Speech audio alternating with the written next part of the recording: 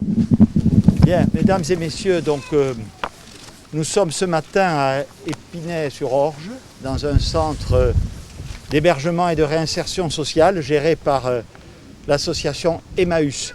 Ce déplacement, vous le savez, était prévu la semaine dernière à l'occasion de la journée mondiale de la lutte contre la pauvreté, le 17 octobre.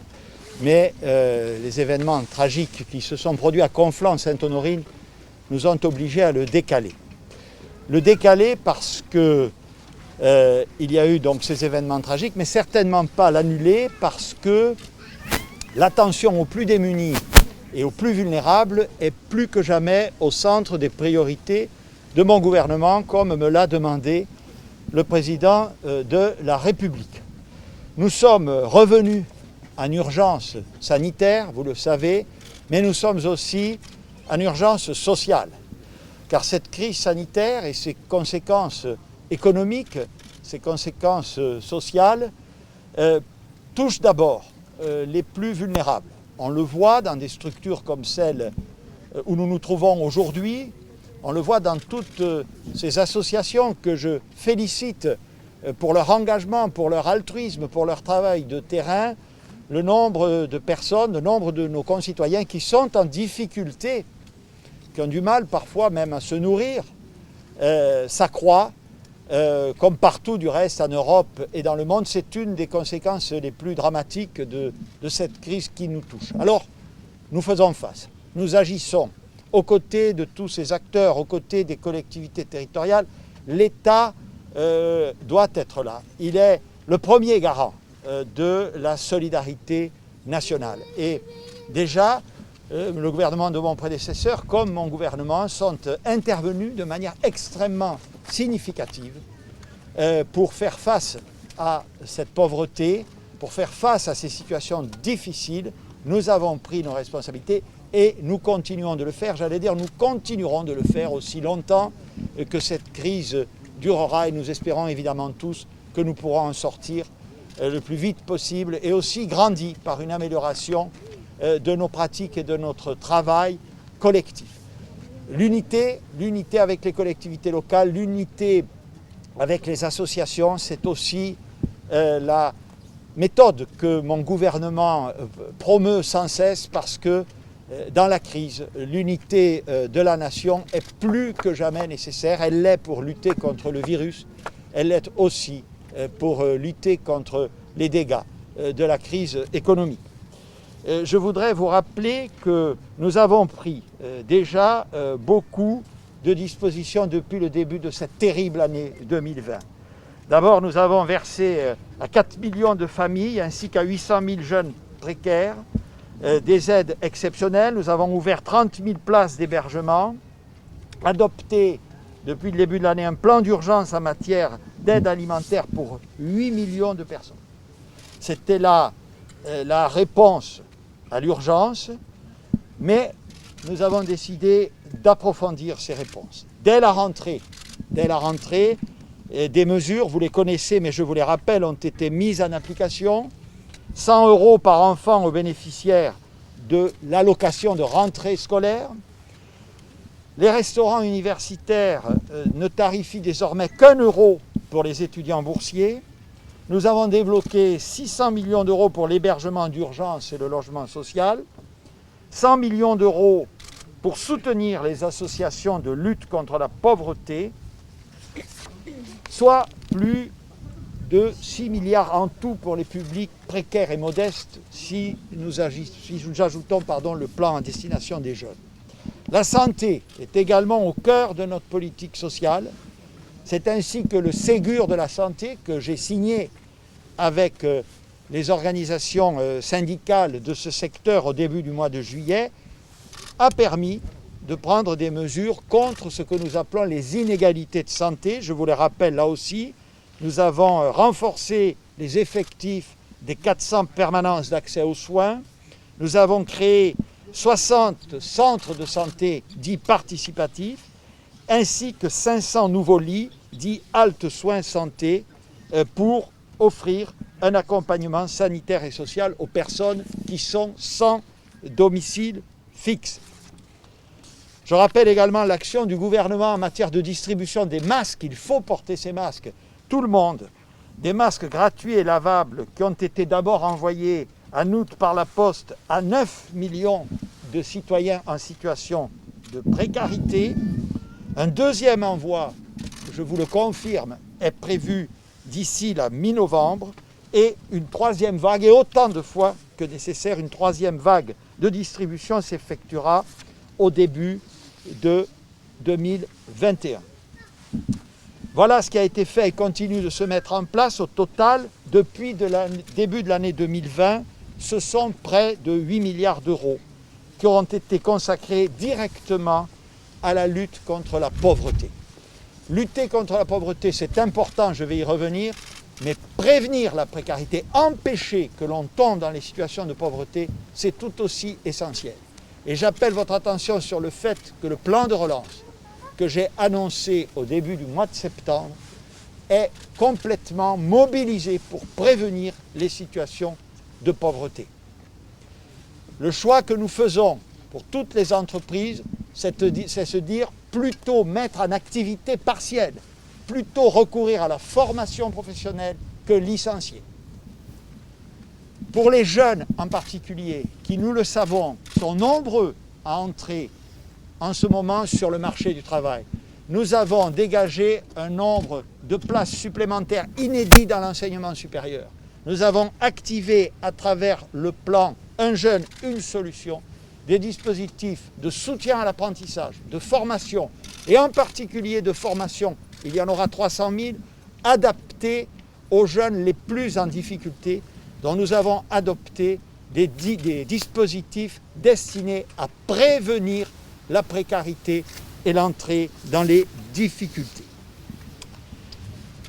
Aujourd'hui, au regard de la détérioration de notre situation sanitaire et sociale à cause de l'épidémie, nous allons mettre en œuvre 3 priorités supplémentaires qui sont dans la continuité de celles qui avaient été décidées, mais qui viennent les amplifier pour nous adapter aux circonstances présentes.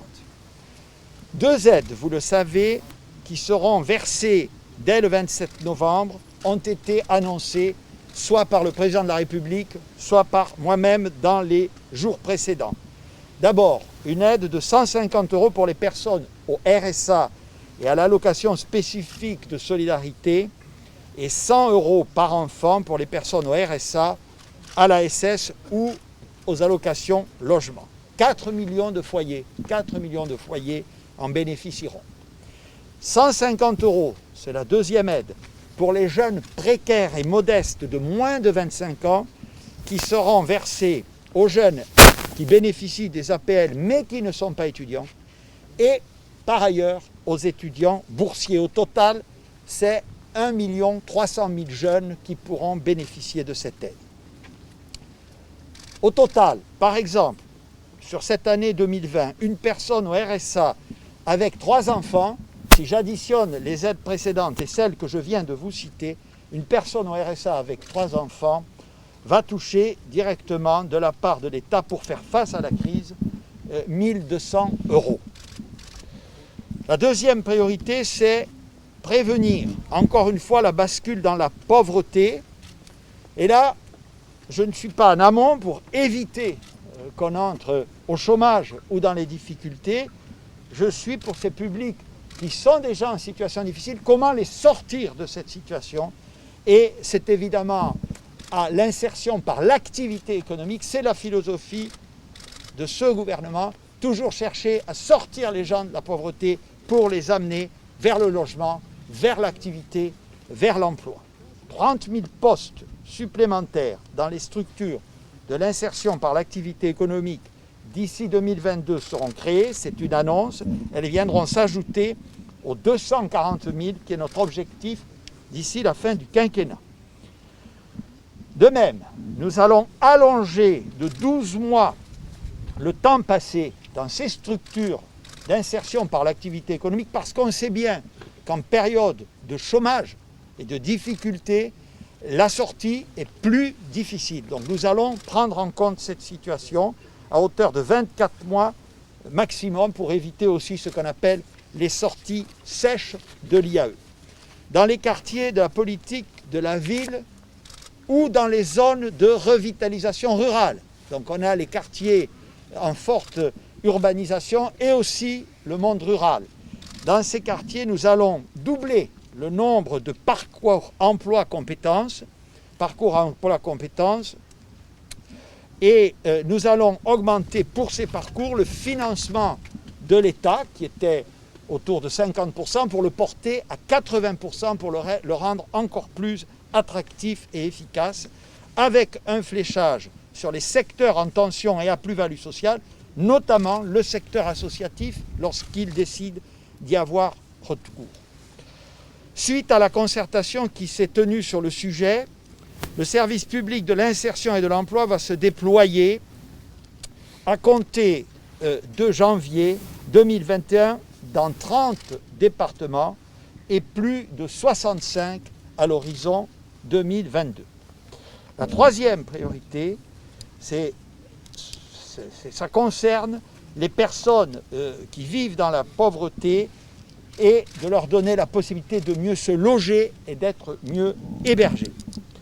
Nous souhaitons en particulier pour cela prévenir les impayés de loyer en redynamisant l'aide de 150 € par mois versée par un organisme qui s'appelle Action Logement, dispositif qui jusqu'à présent a été peu utilisé.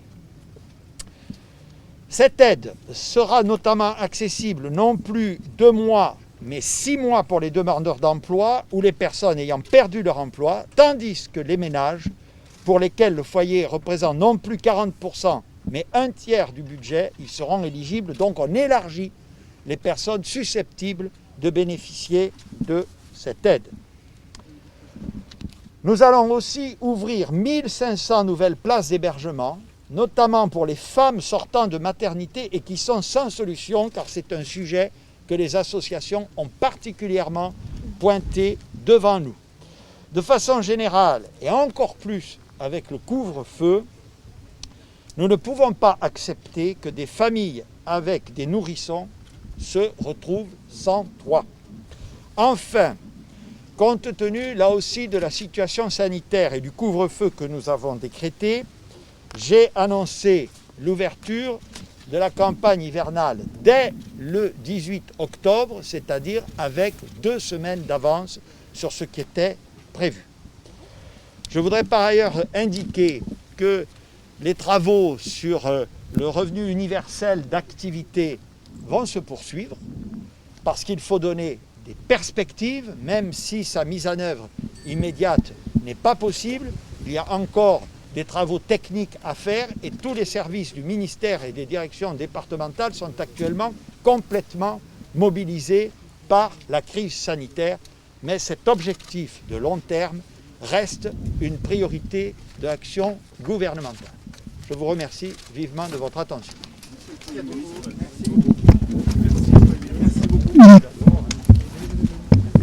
Allez-y, on va répondre à 2 ou 3 questions. Monsieur le Premier ministre, donc,